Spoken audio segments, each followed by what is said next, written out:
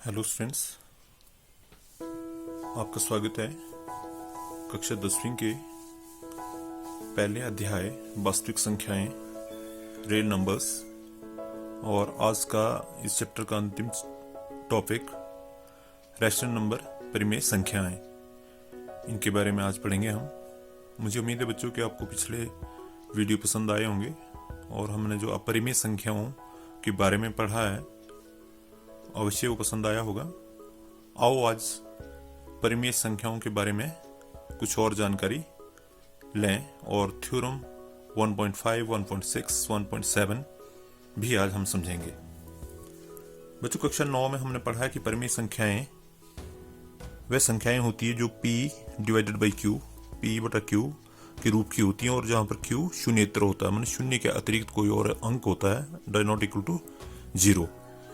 तो Q 0 नहीं होता है इन संख्याओं में। अब ये जो परिमेय संख्याएं होती है बच्चों, अगर हम इनको डेसिमल फॉर्म में देखें हम, तो इनका डेसिमल फॉर्म जो है वो या तो शांत होती है, मतलब टर्मिनेट हो जाता है कुछ टाइम के बाद, या अशांत होता है लेकिन रिपीट होती है। एक ब्लॉक बनता है, कुछ एक नंबर्स जो बार बार रिपीट होते हैं, उसको भी हम समझेंगे। कुछ एक एग्जांपल लेते हैं। 0.375 को अगर हम दशमलव रूप में लिखना चाहेंगे तो इस तरह से हम बदलेंगे। डेसिमल के नीचे आप 1 लगा दें, डेसिमल के आगे जितने अंक होते हैं बच्चों उतनी शून्य हम लगा देते हैं नीचे, और इसको हम 1000 को 10⁻³ भी लिख सकते हैं। और 10 के अगर हम अभाज्य गुणनखंड करेंगे बच्चों तो बनेंगे क्या, 2 गुणा 5 10, 2 गुणा 5 10, इसकी पावर क्या बन जाएगी 3। और 375 के अगर हम अभाज्य गुणनखंड करेंगे तो बच्चों बनेंगे 3 गुणा 5 की घात 3। ऊपर और नीचे जो कॉमन टर्म्स हैं वो हम कैंसिल कर सकते हैं। 5 की पावर 3, 5 की पावर 3 यहाँ कट गया। 3 डिवाइडेड बाई 2⁻³ मतलब 3/8 बच जाएगा।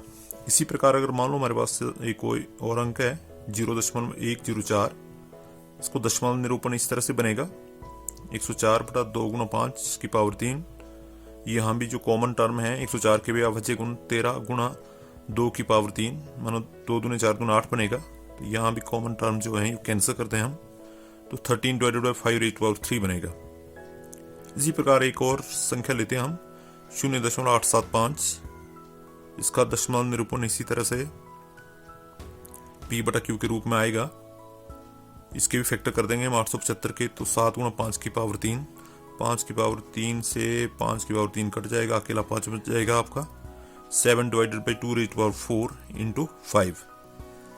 अगला एक लास्ट अंक लेते हैं आज 23.3408। 23 के बाद दशमलव है तो उसके बदले 1, जितने अंक थे आपके 4 0। इसी प्रकार इसको भी हम लिख सकते हैं इस फॉर्मेट में। तो ये बनेगा बच्चों, जो कॉमन टर्म्स होंगी वहाँ 2⁻4 ये और 2⁻6 से कट जाएगा तो 2⁻2 बच जाएगा। 2⁻2 है बच्चों यहाँ, इंटू 7 इंटू 521 डिवाइडेड बाई 5⁻4। तो बच्चों इनमें जिनके मतलब संख्याएं हमने वो ली हैं जिनके दशमलव निरूपण कैसे हैं, शांत हैं, मतलब टर्मिनेट हो जाते हैं कुछ टाइम के बाद, ये कंटिन्यूसली आगे नहीं चलते हैं, यहाँ तक ही हैं। तो इनको अगर हम p बटा q के रूप में लिखने की कोशिश करें, कन्वर्ट करें, तो हमने एक चीज कॉमन पाई है यहाँ पर, क्या कि इनके सब के हर जो डिनोमिनेटर हैं या तो उसमें कोई 2 का फैक्टर है या 5 के हैं, या 2 और 5 दोनों के मिला करके हैं। इसके अलावा कोई और अभाज्य अंक जैसे 7 है, 11 है, 13 है, इस तरह से कोई भी अंक यहाँ पर नहीं आया है। ऐसे आप और भी एग्जांपल ले सकते हैं। तो हम एक प्रमेय 1.5 जो इसी एग्जांपल्स के ऊपर बेस्ड है उसको समझने की कोशिश करें कि x एक ऐसी संख्या है जिसका दशमलव प्रसार शांत है। मानो ये आपका x है, सारे जीरो जो भी लिए थे हमने 0.375, 0.104। तो p बटा q के रूप में जब इसको हम लिखेंगे तो वहां पर p और q जब हमने कॉमन टर्म ऊपर नीचे जो हुई हैं वो कैंसिल कर दी, से अभाज्य हैं। तो q के अभाज्य जो गुणनखंड बचते हैं हमारे पास वो इस तरह के होंगे, 2⁻n 5⁻n के रूप के होंगे। और n m कोई ऋणेतर पूर्णांक है, ऋणेतर का मतलब माइनस को छोड़ के, n और m 0 हो सकते हैं, 1 2 3 4 हो सकता है, नेगेटिव नहीं हो सकते हैं। 0 किस केस में होगा, जैसे यहाँ पर 2⁻3 था तो यहाँ पर मान लो 5⁻m में m की वैल्यू क्या है 0। अगले में यहाँ पर 2 की पावर n थी, यहाँ पर 2 है ही नहीं, तो मीन्स n यहाँ पर क्या है 0, तो यहाँ पर दे रखे हैं अलग अलग।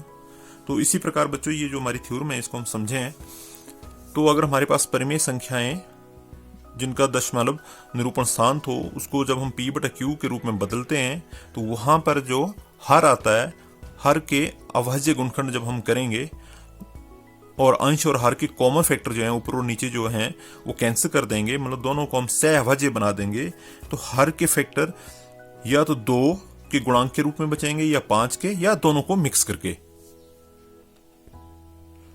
अब इन्हीं को उल्टा लेते हैं, इनको ये जो हमने एग्जांपल लिए। अब 3/8 इसको दशमलव में लिखने की कोशिश करते हैं। एक परिमेय संख्या मान लो आपके पास दी हुई, इस परिमेय संख्या को 3/8 को p/q के रूप में दी है, इसको दशमलव के रूप में लिखने की कोशिश करें तो बच्चों इसको हम ऐसे कर सकते हैं। 8 क्या बचे गुणनखंड क्या बनेंगे, 2 दूने 4 दूने 8। अब इसको नीचे से हमने पहले कहा कि 2 और 5 के फैक्टर आने चाहिए, मतलब 10 की घात में होगा, उसको दशमलव में लिखना या समझना हमें ज्यादा आसान होगा। तो यहाँ पर 2^3 को मैंने मल्टीप्लाई कर दिया, कितना 5^3। क्यों? क्योंकि 2 गुना 5 करेंगे तभी 10 आएगा, ठीक है। लेकिन हमें परिमेय संख्या p/q को जिस संख्या से हर को हम मल्टीप्लाई करें उसी नंबर से 5^3 अंश को भी कर सकते हैं, क्योंकि ऊपर और नीचे तो ये कैंसिल हो जाएंगे, ये वही संख्या बनेगी। मतलब हम ये भिन्न के रूप में जो संख्याएं होती हैं इन्हें हम समतुल्य भिन्न के रूप में, इक्विवेलेंट फ्रैक्शन के रूप में लिख सकते हैं। तो अगर मैंने यहाँ 5^3 अपनी मर्जी से डाल दिया है तो हम उसके अंश में भी डाल देंगे, न्यूमरेटर में भी डाल देंगे, ठीक है। तो ये चीज क्या बन जाएगी, 3 गुना 5 की पावर 3 बन जाएगी 375। 5 गुना 5 गुना 5 करेंगे तो 125, 125 गुना 3 375, और 2 गुना 5 करेंगे तो क्या बनेगा 10। 10 की पावर क्या है बाहर से 3 है, तो 3 है तो 3 अंक पहले क्या आएगा आपका दशमलव। तो ये बन गया जो पहली संख्या मैंने ली थी। अगली संख्या ये आई थी हमारे पास, सहअभाज्य गुणनखंड जिनके बने थे, इसको भी हम इस फॉर्मेट में चयन करने की कोशिश करते हैं। मतलब हम क्या कर रहे हैं बच्चों, हर में 10 की घात वाला फैक्टर बना रहे हैं। जो हर है आपका डिनोमिनेटर जिसे हम कहते हैं, उसे हम 10 की पावर वाला फैक्टर बनाने की कोशिश करेंगे, जो कि 2 और 5 के गुणनफल के रूप में होंगे। तो 5 की पावर 3 है, इसको 10 करने के लिए मुझे कितने 2 चाहिए, यहाँ पर 3, तो 2 की पावर 3 यहाँ इंसर्ट कर दिया, उतना ऊपर भी आना चाहिए, ये यहाँ डाल दिया। नीचे तो बन गया 5 गुना 2 10, 10 की पावर 3, ऊपर इसको एक्सपेंड करेंगे बन गया 104। 10 की पावर 3 मीन्स 3 अंक पहले दशमलव, तो यहाँ आ गया। तो ये वही संख्या थी 0.104, जिसको हमने कन्वर्ट करके क्या बनाया था 13/125। अगला है आपका 7/80, 7/80 है, इसको करेंगे हम तो 80 के फैक्टर ये बनेंगे 16, 16 गुना 5 80। ये अब यहाँ पर 5 भी कम है, कितने कम है आपके 4 चाहिए होंगे, तो ठीक है, लेकिन एक 5 ऑलरेडी यहाँ है, तो हमें ऊपर कितने से मल्टीप्लाई करना पड़ेगा 3। मतलब अपनी मर्जी से हमने यहाँ पर कितने इंसर्ट किए हैं 3, 5 की घात 3 हमने नीचे डाल दिया, तो उतना ऊपर भी आ जाएगा।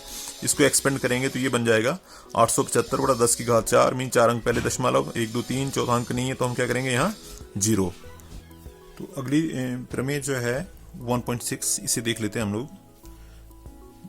इसमें क्या है बच्चों कि मान लीजिए x कोई एक परिमेय संख्या है, ये जो हमने ऊपर थ्योरम अभी की है बच्चे, इसका ये विलोम है, ये उल्टा है कि अब हमारे पास अगर मान लो इस तरह के फॉर्मेट में परिमेय संख्या दी होंगी तो उसका दशमलव निरूपण कैसा होगा। अभी हमने पहले बात की है, अगर आपके जो शांत दशमलव निरूपण वाली संख्याएं होती हैं उनका जब परिमेयकरण किया जाता है, परिमेय संख्याओं के रूप में लिखा जाता है, तो वो संख्याएं इस फॉर्मेट में आ जाती हैं जहां पर आपका हर जो क्यू है उसके फैक्टर या तो 2 के गुणांक होते हैं या 5 के गुणांक होंगे या दोनों के मिलाकर के गुणांक बनते हैं, ठीक है। अब इसका हम उल्टा कर रहे हैं, उसका विलोम कर रहे हैं हम लोग।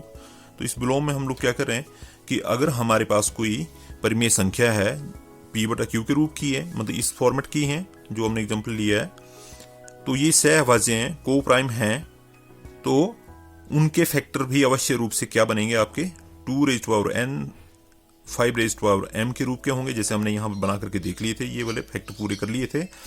और जहाँ n और m आपके क्या होते हैं ऋणेतर होते हैं, ऋणेतर पूर्णांक, मतलब माइनस के नहीं होते हैं, उसके अलावा होते हैं 0 1 2 3 4, प्लस में धनात्मक में कोई भी इनकी वैल्यू हो सकती है।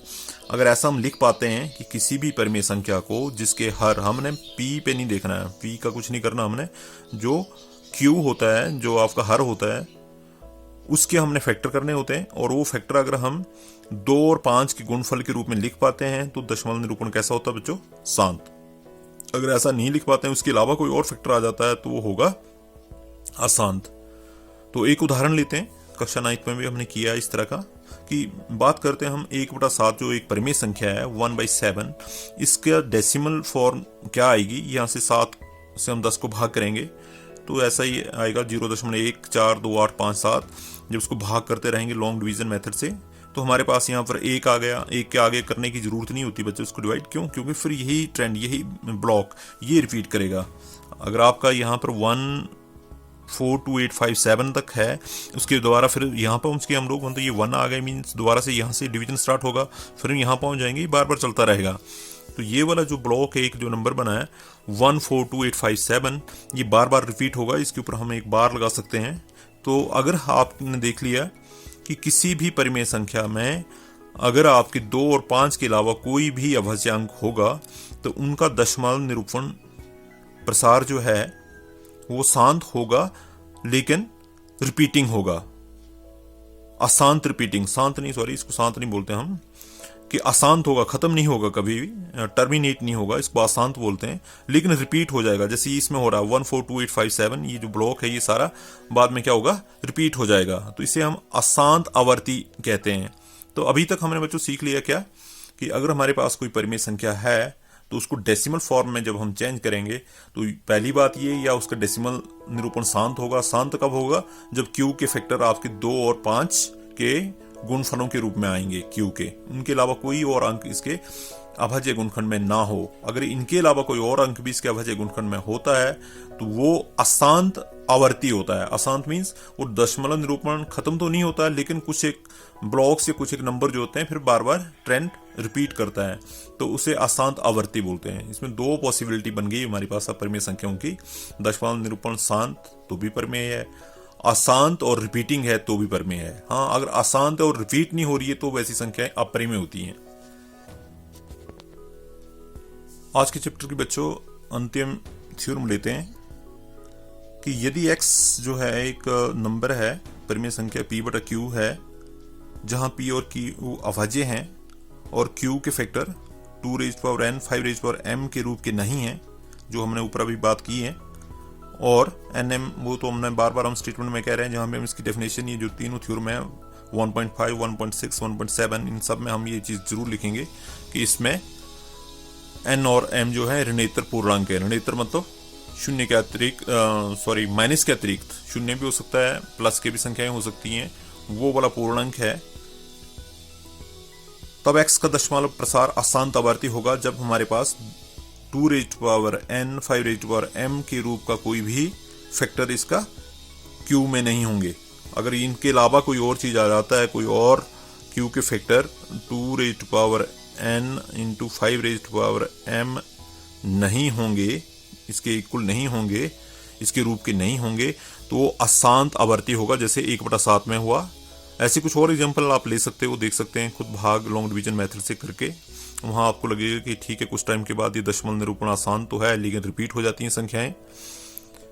प्रश्नावली 1.4 है, इसका एक क्वेश्चन देखते हैं। पहले क्वेश्चन नंबर 1 का पार्ट 1, 13/3125 का दशमलव प्रसार शांत है या अशांत है? ये लॉन्ग डिवीजन मेथड से बिना भाग की, लंबी भाग की प्रक्रिया किए बिना हमने बताना होता है। तो ये जो आपने ऊपर अभी थ्योरम पढ़ी है 1.5 और 1.6, इनका यूज करना है। तो क्या करेंगे हम इसको बच्चों, आपने जो क्यू होता है ऊपर नहीं देखना, ऊपर जो भी संख्या हो कोई मैटर नहीं करती है, आपने ये संख्या देखनी है, इसके आपने करना है प्राइम फैक्टर, ठीक है, अभाज्य गुणनखंड करने हैं। तो 3125 की इस तरह से आपको पता है ये आता है गुणनखंड करना। 3125 में इकाई के स्थान पे 5 है, मतलब 5 से भाग होगा तो 5 से हम कर लेंगे। 6×5 = 30, 2×5 = 10, 5×5 = 25, 5 से 625 को करेंगे तो 125 से भाग होगा 125, क्योंकि हर एक में इकाई के स्थान पे 5 है तो किससे होता रहेगा बार बार 5 से। तो ये बन गए 5 के कितने, 5 की घात 5। तो अब यहाँ पर सारे के सारे फैक्टर जो हैं इसमें एक ही अभाज्यांक है 5, तो अगर एक ही हो मतलब यहाँ पर 2n वाला फैक्टर नहीं है एक हिसाब से, तो यहाँ पर n क्या हुआ इस केस में, n = 0 हुआ। तो मतलब किसके फॉर्मेट के हैं ये factor, 2 raised power n into 5 raised power m के रूप के हैं तो दशमलव निरूपण कैसा होगा बच्चों? शांत होगा। क्वेश्चन नंबर 2 है इसी प्रश्नावली का, जो क्वेश्चन नंबर 1 के ऊपर बेस्ड है। यहाँ कहा गया है कि अगर आपके दशमलव निरूपण शांत होता है तो वो आपने लिखना भी है कि अगर 13 डिवाइडेड बाई 3125 का दशमलव निरूपण शांत होगा तो वो आपने बताना कि कैसा होगा। तो ये बिल्कुल सिंपल है, इसको देखें। इसके हम अभाज्य गुणनखंड अभी कर लिए हैं, क्या बन गए थे? 5 की घात 5, 5 की पावर 5। अब यहाँ पर 10 करने के लिए आपको कितने से गुणा करना पड़ेगा? क्योंकि मैंने पहली थ्योरी में के टाइम भी कुछ एग्जांपल लिए थे, मैंने बताया था कि यहाँ पर जो, क्योंकि 10 जो है जिसके भी हर में 10 या 10 की पावर n के रूप का होगा उसका दशमलव निरूपण कैसा होता है? शांत। ठीक है, तो 10 रेज़ टू पावर n के रूप का होगा तो इसको बनाने के लिए 10 बनाने के लिए मुझे 2 से गुणा करना पड़ेगा, लेकिन कितने 2 चाहिए होंगे? यहाँ पर 5 रेज़ टू पावर 5 है तो 2 रेज़ टू पावर मुझे 5 से मल्टीप्लाई करना पड़ेगा। अब हम किसी भी संख्या के हर को 2 रेज़ टू पावर 5 से कर रहे हैं तो उसकी वैल्यू चेंज हो जाएगी, उतने से मुझे इसको क्या करना पड़ेगा? अंश को भी करना पड़ेगा 2 रेज़ टू पावर 5 से। ठीक है, ये बन जाएगा 5 टू 10, 10 रेज़ टू पावर 5 बन गया। यहाँ इसको गुणा करेंगे तो 13 इंटू 2 रेज़ टू पावर 5 का मतलब हो जाएगा 32, 13 इंटू 32 बन जाएगा 416, 416 divided by 10 raise to power 5। इसका मतलब क्या हुआ? जब दशमलव में इसको सीधा चेंज करेंगे हम तो 5 अंक पहले दशमलव लगेगा, 1 2 3 है तो 2 अंक नहीं है, वहां पर हम क्या डाल सकते हैं? 0। तो ये बनेगा 0.00416। बच्चों मुझे उम्मीद है कि आपको ये समझ आ गया होगा कि ये जो अंतिम हमारा चैप्टर था, अंतिम प्रश्नावली थी जो चैप्टर 1 की, जिसमें हमें अपरिमेय संख्याओं के बारे में बताना था कि वर्गमूल 2 अपरिमेय है, जो पिछले हमने वीडियो में कर चुके हैं। और आज के इस चैप्टर में, इस वीडियो में हमने पढ़ा कि परिमेय संख्याएं जो हैं उनका दशमलव निरूपण या तो शांत होता है, अगर अशांत है तो आवर्ती होता है, अशांत आवर्ती होता है। 2 पॉसिबिलिटी हैं। मुझे उम्मीद है कि ये समझ आ गया होगा आपको। कमेंट बॉक्स में जाकर के कमेंट जरूर करें। धन्यवाद।